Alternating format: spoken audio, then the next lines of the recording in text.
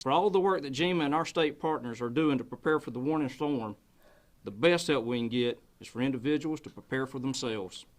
We ask that everyone takes the time now to prepare your family, prepare your home, and prepare your car. Sit down with your family and make a communications plan. Know how you'll contact one another if you're reconnected, and if you're separated, how you'll reconnect. Make sure you have a ready kit with enough non-perishable food, water, and medications for 3 days. Ensure you have warm clothing and blankets. Have flashlights and batteries. Update your first aid kit. Remember, always have a way to charge your phone. If you have pets, make sure they have enough food and water for at least 3 days, and let them spend as much time inside with you as possible. Take precautions like installing and testing smoke alarms and carbon monoxide detectors. Cover your outdoor pipes, seal your doors, windows, clean out your gutters.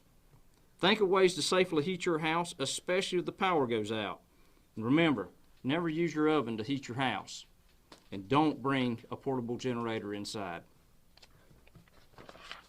Before the storm hits, make sure your gas tank is full and prepare an emergency car kit, including a first aid kit, cell phone charger, jumper cables, blankets, water and snacks, and an ice scraper. Starting tomorrow, we ask that you stay off the roads as much as possible. Not only does staying off the roads ensure your safety, it ensures everyone's safety, and it allows Georgia DOT crews the time they need to be able to work on our roads. If travel is necessary, I ask you to slow down, allow extra time, and be especially careful on bridges and overpasses as they freeze first. If everyone takes the time now to follow these steps, GEMA and our state partners will be better able to respond to needs as they arise. GEMA Homeland Security will continue to monitor the winter weather, collaborate with our local and state officials to assess conditions, and determine the best steps to keep Georgians safe. We ask that you follow all our guidance from your local officials, and continue to monitor your local National Weather Service and trusted news sources for the most updated information. GEMA Homeland Security will provide additional information and updates regarding winter weather via our website, gema.georgia.gov, where we have a page dedicated to this event. You can also follow us at Georgia EMA HS for updates on social media, or follow our state and local partners. With that, I'll open it up for a few questions. Director Lamb, if I could, I have questions obviously for you, but for Will Langston, I wanted to ask you, does this storm have the potential to be the worst ice storm we've seen since 2014, and what does that mean for trees, power lines, and roads? I think so. This is the first time that we've had an ice storm warning issued in Georgia since that event. It wasn't Snowmageddon, it was actually the event right after that. So it has been about 12 years since we've had these areas that have been forecast to have this amount of ice. If we remember back then, we did see significant impacts, and they were prolonged. They lasted more than a day or two. In some cases, some areas were, tough to travel on with power outages for at least a few days. So the area that's under an ice storm warning right now, which is most of North Georgia and north of I-20, should expect to see some significant ice accumulations. We're talking 1/4 of an inch to an inch of ice. That is a lot of ice. That is going to do a lot of damage to trees and power lines. Travel is going to be difficult to impossible for most areas. Metro Atlanta to the north, up the I-75, 575, 400 corridors all the way to the state line. Metro Atlanta to the east, all the way down I-20 to Augusta, and everywhere north and east of those interstates. So really that northeast quadrant, northeast of Metro Atlanta, and including much of the Metro Atlanta area, we're expecting significant ice accumulations. Travel will be extremely difficult in spots, and maybe extended power outages as well. Sir, you give these, official statements all the time, and then there are people who have that false sense of security, say it's not going to happen to me. What do you need to tell them to make them know this could be detrimental to you? Yeah, great question. I think, like I mentioned, it's been 12 years since we've had an ice storm warning in Georgia. So this is not a product that we see issued every year. It's pretty rare. So I think that indicates the confidence in the forecast for this event and the need to take it very seriously. What are the guardsmen, the 500 I think Governor Kemp mentioned? Can you explain to us in the likelihood what their roles would be with this winter storm warning? They would be important coming in after the event and helping with the cleanup. So there's 500 that are on the SOE. Hopefully we don't need that many, but they would be there if we did to help on the backside of the storm with the cleanup. Dr. Lamb, you talk about the activation of the Emergency Operations Center. In practical terms, for people at home, what does that mean about freeing up resources and getting them to where it's needed? Well, it's a lot about collaboration. So when you think about the SOC, think about all the necessary stakeholders coming together and being in one place, which really makes communication a lot easier. We're able to problem solve. It makes things flow a lot better when you get people in one room.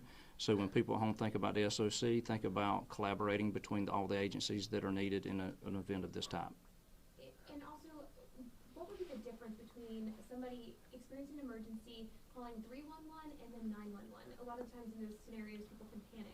In what instance would they might want to call 311 versus 911? Well, normally you reserve 911 for a life and death situation, and that's usually where that line's kind of drawn. Where crews staging already, or have they begun to stage? We're early on in our preparation. We have utility crews coming into the state. I don't know that they've staged anywhere yet, but all of that is in motion as we speak.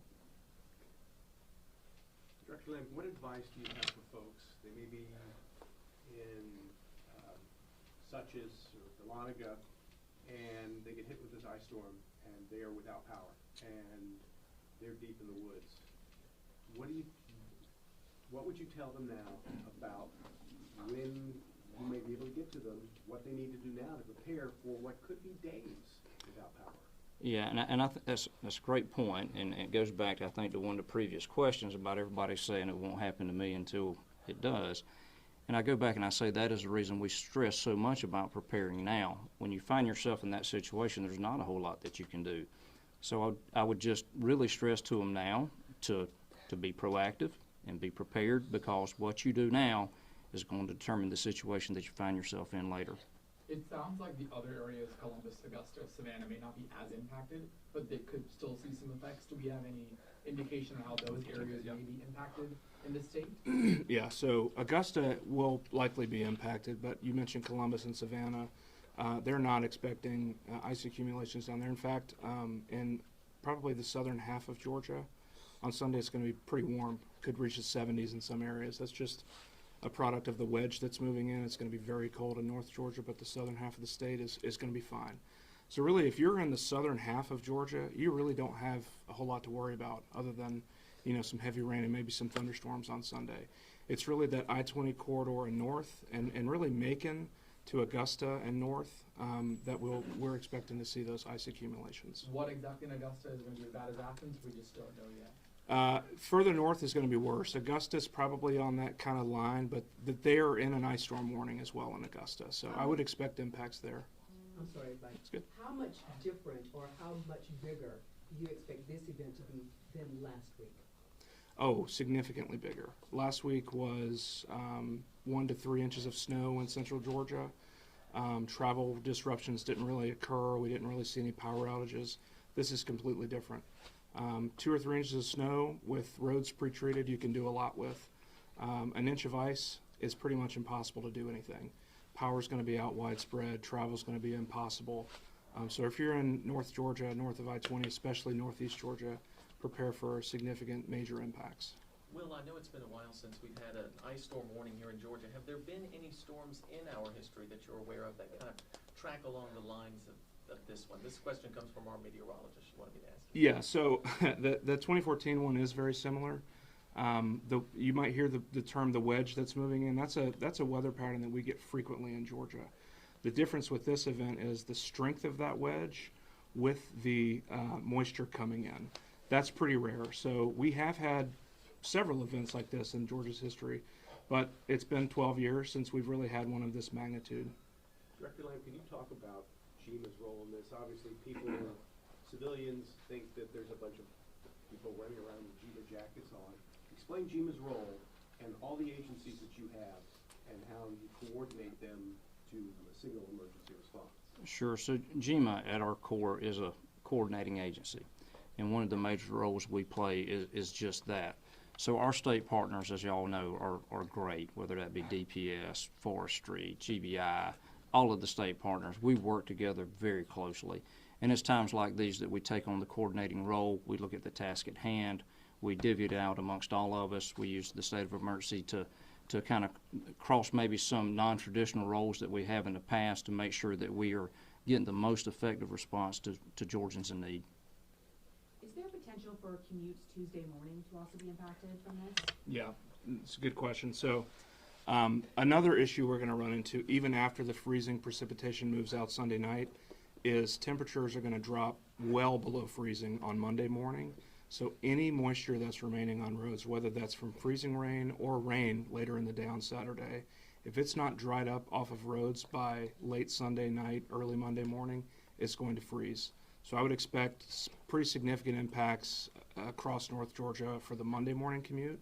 Tuesday morning, we're getting some of the coldest air that we've had in North Georgia in years. We're going to see single-digit low temperatures. That's air temperature with wind chill closer to 0 or maybe negatives. So Tuesday morning is going to be brutal cold. Obviously, anything that remains on Tuesday morning is also going to be frozen. Director Lamb, can you talk about any kind of help that we are getting outside of the state of Georgia? Are there other resources being pulled in from Florida or perhaps even from federal to help down the line? I know it's a big moving storm. Right now, we don't have, I talked about the utility companies coming in earlier. Right now, those are the only ones that we are getting from out of state, but obviously that would change as resource needs change. But for now, it's just utility companies that are coming in from out of state. Go back to the earlier question too, when I mentioned state partners. I'd be remiss if I didn't mention GDOT. They are awesome, and they do such a great job, and they're so good at what they do. And going back to the coordinating piece, we do everything we can to assist them, especially in times like this. Director Lamb, it seems like today is the day for preparation. Tomorrow, the day for action here at the Emergency Operations Center, and hopefully inaction for people at home. What is one thing that you would tell Georgia families tonight that they need to have on their mind before they go to bed? Be weather aware. Stay informed. Between our website, FEMA's website, there's a lot of information out there as far as being prepared. But I would say the biggest thing I stress to them is have that interest in being prepared and what that means, and then go seek out and actually do it. Because we talk about this all the time, and we've mentioned it in here several times today. We all believe it's not going to happen to us until it does. I would just tell everybody that this storm is significant enough. You need to be taking the proper preparations now and not to wait till later, because you may not have that opportunity. What about panic buying? Are there examples that you want to tell people people may be trying to be proactive, but also that could mean less supplies for other folks? What do you want to tell those folks? Tell me the first part again. About panic buying, people going in. Well, don't panic. I mean, that goes into part of taking, being prepared. You get prepared where you don't have to panic. So, yeah, don't panic buy. You go out and get what you need when you need it. You look at again, it's part of being informed, being weather aware, and that way you can make smart decisions and don't panic buy. For those people that can't access your phone, like you said, that can't access resources because of the good panic buy, how can they get resources from GMO, water, blankets? Where do they get those things? We're moving them around the state. What I would say is you reach out to your local government, who all have contacts with us. That's one of the things that our EMA coordinators do.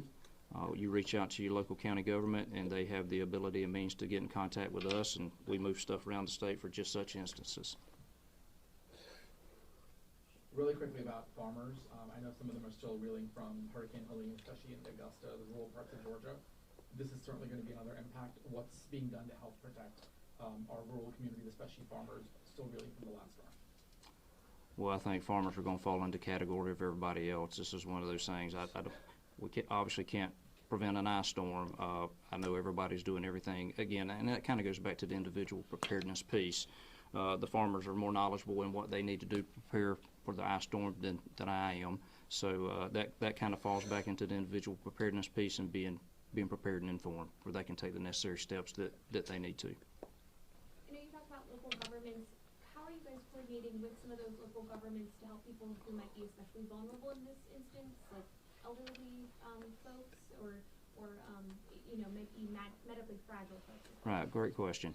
So multi-piece, one of the things I would say that's very important, when you have an EMA director that is put forward into a county, they go through an EMA school, which we host here at GEMA. Through that, they're made aware of a lot of the resources that we have and the necessary communication channels to go through to get it.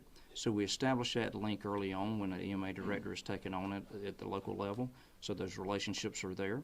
So the counties are aware of it. We have those relationships through our EMA coordinators that then coordinate through those directors. So we have those relationships in place for just times as these. What is the deadline? We're talking about preparation. What is the deadline you need to be done with your prep by this time? Well, you want to address? Yeah, tomorrow afternoon. At the latest, I mean, that's when it's going to really come in. I would encourage everybody to do it today, because I think the earlier you can do it, the better. But it sounds like the no-go line's kind of tomorrow afternoon. Really quickly, can you just say a quick little recap on north of I-20 and the ice and the impacts on power lines and down? Okay, yep. I think for people watching who may have missed that earlier on. Yeah, so anywhere where you get ice accumulations of more than 1/10 of an inch, you're going to have difficulties traveling. When you get to 1/4 to 1/2 inch of ice, you cannot drive on roads. That's also the sort of level that power lines and trees start to come down because the ice builds up on the power lines. Trees fall, power goes out, and if power companies can't get to those areas because you can't drive on the roads, you can't get the power back on. When you're talking 1 inch of ice, that rivals some of the biggest ice storms we've ever had in the state. And not only are you talking about impossible travel conditions, you're talking about power outages that may not be able to be fixed for days. So again, if you're in the ice storm warning area, not everyone in the ice storm warning is going to get the same impacts. If you're further north and east, your impacts are going to be higher. But if you're in the ice storm warning, you need to be prepared to not travel between Saturday afternoon and at least Monday morning, and prepare also to potentially have no power, Sunday night, Saturday night through Sunday, maybe into Monday as well. Yeah, how likely are we to see massive widespread outages that last for days and days and days? Yeah, it depends. Areas that get those 1/2 inch to 1 inch accumulations, it's also going to be a little breezy. So we're looking at, sustained winds of 10 to 15 don't sound like much with gusts 20 to 30, but that's more than enough to knock down already fragile trees and power lines. So it really just depends on where the heaviest ice accumulations occur. The wind's going to be there, and we have a lot of trees in Georgia and they fall. So if there's power lines in the way, there's going to be power outages, and if crews can't get there, then the power's just not going to get put up. They're going to work as quickly as they can, but if it's bad enough, they're just not going to be able to get there.